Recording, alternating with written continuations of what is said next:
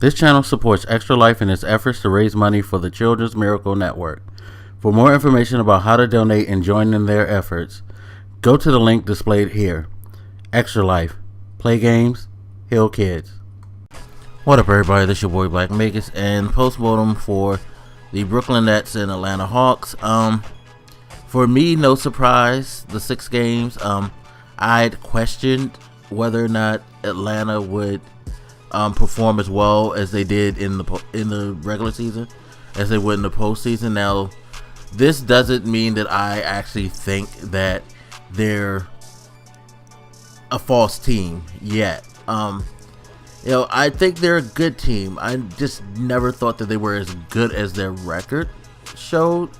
And I've had some concerns about how well their playoff run was going to be. And, some of the struggles they had early on in this series kind of made me believe that my feelings were validated. They have solid components.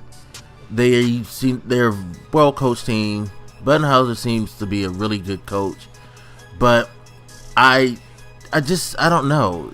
I just look at Atlanta and it's like I really don't believe you. That kind of bothers me because I used to be a huge Hawks fan when I was a kid. Of course, I've fostered a deep hate for them since they traded Dominique Wilkins. So maybe that's why I don't hold them in that well regard. I honestly don't think so. It's just that I don't know. I just see their record and I see their season. I was like, okay, I don't think what they've done is proof that they are the best team in the East.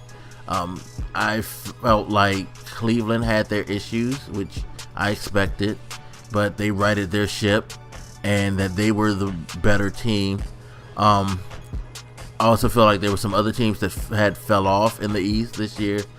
Chicago, they were up and down, and I think Chicago technically should be a better team than the Hawks. There's a couple, Paul George not being on the Pacers deeply impacted their season. We don't know how well they would have done had they had him on the team.